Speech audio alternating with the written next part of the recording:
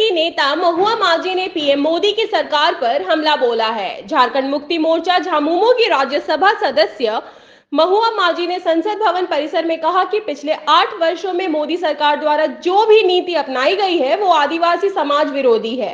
सभी नीतियां आदिवासियों के खिलाफ है। आदिवासी बहुल इलाकों में आदिवासी विरोधी नीतियों को अपनाया और आगे बढ़ाया जा रहा है। आइए सुनते हैं आगे उन्होंने क्या कुछ कहा। 2022 में माननीय प्रधानमंत्री जी ने कहा था, जनजातीय समुदायों का कल्याण सरकार की सर्वोच्च प्राथमिकता है और जहां भी हमने सरकार बनाई है जनजातीय कल्याण को सर्वाधिक प्राथमिकता दी है। किंतु पिछले कुछ वर्षों में सरकार ने आदिवासी क्षेत्रों में प्राकृतिक संसाधनों की लूट को बढ़ावा देने वाली आदिवासी विरोधी नीतियों को आक्रामक रूप से आगे बढ़ाया है। 2022 में प्रस्तावित वन संरक्षण अधिनियम मेरे दावे की संपुष्टि करता है। पुराने नियमों में जहां आदिवासी क्षेत्रों में शुरू होने वाली परियोजनाओं में ग्राम सभा की सहमति आवश्यक थी, उसे सरकार ने निरस्त कर दिया है। इससे प्रकृति निर्भर आदिवासी संस्कृति एवं जंगलों का विनाश अवश्यंभावी हो गया है। आदिवासी संस्कृति जल, जंगल और जमीन की संस्कृति रही है।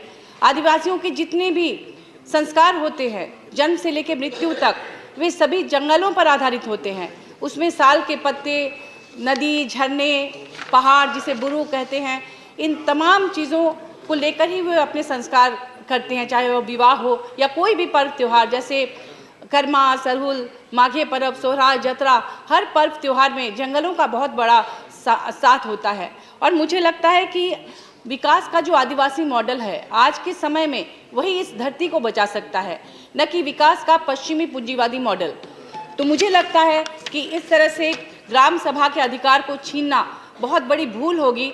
इससे हर जंगल कट जाएंगे और आदिवासी, गरीब आदिवासी जो सदियों से लघु वनोपज जो जिनकी आजीविका का साधन रहे हैं, जैसे घोंगा, खुकड़ी, रुगड़ा, फिर आपके नदी से मछलियाँ या पत्ता जो होता है किद्दू पत्ता जिससे कि बीड़ी बनता है, इन तमाम दतवन, इन तमाम चीज़ों को जंगल से ले जाकर वो बेचते हैं और उसी से उनकी आजीविका चलती है। जब तक कि सरकार उनके लिए कोई वैकल्पिक व्यवस्था नहीं करती आजीविका के, तब तक इस अधिनियम को उन पर थोपना बहुत बड़ी भूल होगी, जबकि ये सरकार कहती है कि वो आदिवासी कल्याण की बात कर रही है।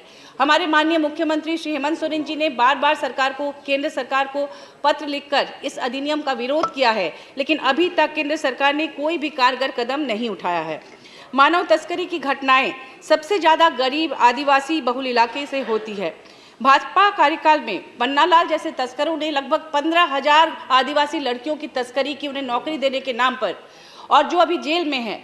तो इस तरह की घटनाएं लगातार होती रही हैं। इसलिए महिलाओं को आर्थिक रूप से स्वावलंबी बनाने के लिए, उन्हें सम्मानजनक रोजगार से जोड़ने के लिए एक बड़े बजट की आवश्यकता थी। उसे क्यों नहीं दी गई?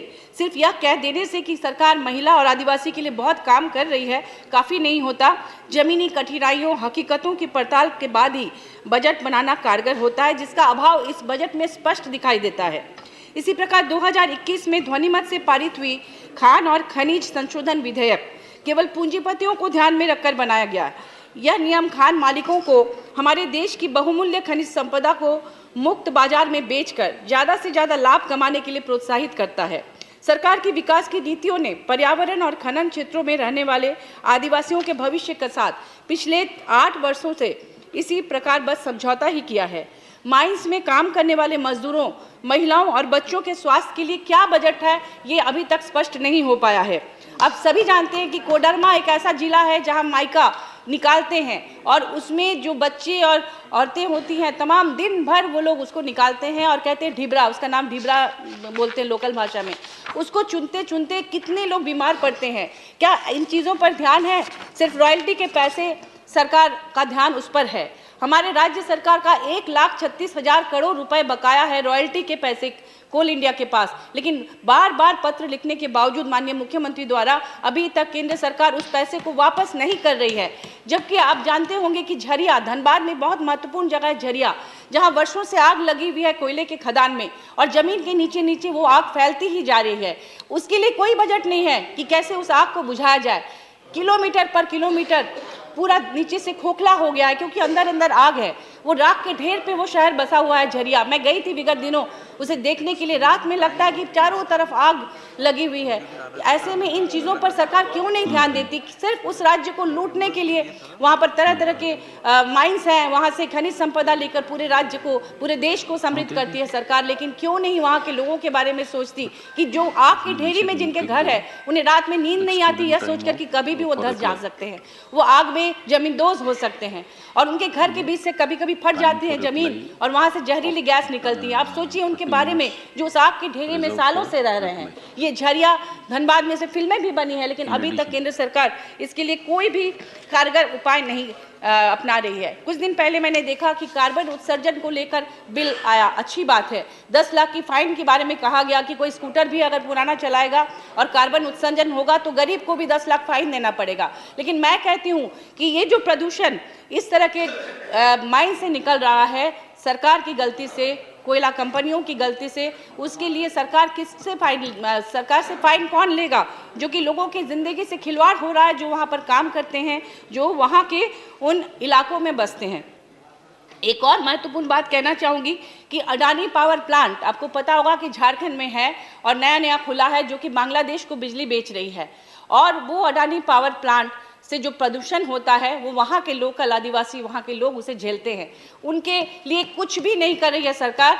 और ऊपर से जो कॉन्ट्रैक्ट साइन हुआ था कि राज्य को 25% उसमें से बिजली देनी है। आप सभी जानते हैं कि झारखंड में किस तरह की बिजली की किल्लत हो गई थी और जिसके लिए बार बार उसे बदनाम किया जा रहा है कि वो बिजली क्यों नहीं दे रही है। तो वो 1,36,000 करोड़ अगर केंद्र सरकार दे देती राज्य सरकार को, तो उससे छोटी सी राशि लेकर वो डीवीसी को देती तो निश्चित रूप से ये बिजली की किल्लत दूर होती। क्या वहाँ पर गैर भाजपा सरकार है? इसी वजह से ऐसा किया जा रहा है कि ताकि जनता की नज़रों में सरकार बदनाम हो। और आडवाणी 25% क्यों नहीं बिजली दे रही है हमारे देश को? सॉरी, अडानी इस देश को हमारे राज्य को 25% बिजली क्यों नहीं दे रही है? अगर वो दे तो बिजली की किल्लत दूर होगी। और वो दादागिरी दिखा रही है कि हम नहीं देंगे, क्या कर लोगे? क्या उनको केंद्र का सपोर्ट है? अगर केंद्र का सपोर्ट है तो क्यों है? क्यों नहीं केंद्र दबाव बनाती कि तुम उस राज्य को बिजली दो जहां पर कॉन्ट्रैक्ट साइन किया है तुमने और जहां से बिजली लेके तुम दूसरे देशों को बेच रहे हो? मुझे लगता है कि इन चीज़ों पर निश्चित रूप से केंद्र सरकार को ध्यान देना चाहिए, वरना इसी तरह से राज्य जो गरीब राज्य हैं, आदिवासी राज्य, हम सिर्फ बोल दें कि हम आदिवासियों के कल्याण के लिए काम कर रहे हैं, ये काफ़ी नहीं होता। वो काम में भी दिखना चाहिए, निश्चित रूप से दिखना चाहिए। 1932 का खतियान आधारित स्थानीय नीति झारखंड विधानसभा से पारित किया है हमारे माननीय मुख्यमंत्री जी ने, और उसे राज्यपाल ने वापस कर दिया। और केंद्र सरकार उसे पारित क्यों नहीं कर रही है? अगर आप आदिवासी के पैरोकार हैं तो निश्चित रूप से इसे आप तुरंत पारित कीजिए, क्योंकि हर राज्य में, चाहे वो कर्नाटक हो, पश्चिम बंगाल हो, चाहे वो महाराष्ट्र हो, हर बिहार हो, हर जगह स्थानीय लोगों के लिए वहाँ पर रिजर्वेशन पॉलिसी होती है कि 3rd और 4th ग्रेड की नौकरी में उन्हें जगह मिले, क्योंकि बाहरी लोग आकर कई बार उनकी नौकरियां खा जाते हैं और वो पिछड़े रहते हैं। तो हमारे राज्य में इसकी मांग हो रही है और इसीलिए खतियान आधारित स्थानीय नीति की मांग हमारी सरकार कर रही है, जो अभी तक नहीं दी गई है और उसे तत्काल दिया जाए, ये हमारी मांग है। महिला सशक्तिकरण की बात सरकार करती है, लेकिन 2014 के बाद से महिला हिंसा में लगातार बढ़ोतरी दिखती है। निर्भया कांड के लिए, निर्भया फंड कांड के बाद जो 1000 करोड़ की राशि हर साल एक अकाउंट में जमा किया गया, देश जानना चाहती है कि उस राशि का क्या उपयोग हो रहा है और क्यों लगातार महिला हिंसा बढ़ रही है। मुझे लगता है कि महिलाओं पर हिंसा इसलिए नहीं रुक रही क्योंकि दोनों सदनों में महिलाओं की संख्या आज भी बहुत ज़्यादा कम है। जब नया हमारा देश बना था उस दौरान 1952 में लोकसभा में 4.5% और राज्यसभा में 16% महिलाएं थी। आज 2023 में, इतने सालों बाद, जबकि हम आज़ादी का अमृत महोत्सव मना रहे हैं, मात्र 14.4% है। जब यहाँ पर माननीय सोनिया गांधी जी द्वारा महिला आरक्षण बिल लाया गया था और वो क्यों नहीं पारित हुआ अभी तक, हम ये जानना चाहते हैं कि उसे तत्काल पारित किया जाए। और मुझे लगता है माननीय राष्ट्रपति महोदय खुद एक महिला हैं, अगर वो चाहती हैं कि सचमुच में महिलाएं इस देश में सशक्त हो तो अविलंब महिला आरक्षण बिल पारित किया जाए, ताकि महिलाएं अपने हाथों से अपने लिए कानून बना सके, उन कानून का उल्लंघन हो तो उसके लिए वो कारगर कदम उठा सके। और इस तरह से मुझे लगता है महिला हिंसा तभी रुकेगी जब महिलाएं खुद यहाँ पर संसद में अधिक संख्या में होंगी। और एक और बात कहना चाहूँगी कि हाल ही में एक अंतर्राष्ट्रीय शोध में प्रकाशित विश्व समानता रिपोर्ट के अनुसार देश के शीर्ष 10% अमीर लोगों के पास कुल राष्ट्रीय संपत्ति का 77% हिस्सा है। वह लोग जो पहले से ही अमीर थे, पिछले एक दशक में उन अरबपतियों की संपत्ति में लगभग 10 गुना बढ़ोतरी हुई है और उनकी कुल संपत्ति वित्तीय वर्ष 2018-19 के लिए भारत के पूरे केंद्रीय बजट से अधिक है, जो कि 24,422 अरब रुपए थी। महोदय, मैं एक जनजातीय आदिवासी बहुल इलाके का प्रतिनिधित्व करती हूं और दावे के साथ यह कह सकती हूं कि वर्तमान सरकार की नीतियां केवल अमीरों के पक्ष में झुकी हुई हैं। वंचितों और जरूरतमंदों को सरकार ने हाशिए पर रख छोड़ा है। करोड़ों युवा रोजगार की तलाश में भटक रहे हैं, मगर बेरोजगारी जैसे जरूरी मुद्दे पर बजट में बात ही नहीं की गई। ये बहुत ही दुखद है। गाय और गोबर गैस को बढ़ावा देने की बात करती है केंद्र सरकार, ये अच्छी बात है, लेकिन गोबर से निकलने वाले जो खतरनाक मीथेन गैस हैं, उससे आप सभी जानते हैं कि बहुत गर्म होता है, ग्लोबल वार्मिंग के खतरे बढ़ते हैं इससे। तो उन्हें कम करने के लिए इस प्रोजेक्ट के में क्या सोचा गया है, क्योंकि अनसाइंटिफिक तरीके से काम नहीं करना है। अगर हम चाहते हैं कि बायोगैस बने, गोबर गैस बने, तो निश्चित रूप से इसके लिए सोचना होगा कि उससे निकलने वाले मीथेन गैस से कैसे ग्लोबल वार्मिंग को रोका जा सके। सस्टेनेबल डेवलपमेंट की बात करती है केंद्र सरकार। झारखंड जैसे राज्य में जहां माइंस की बहुतायत है, वहां सस्टेनेबल लाइवलीहुड के लिए क्या बजट बनाया गया है, यह झारखंड जानना चाहता है। बहुत बहुत धन्यवाद।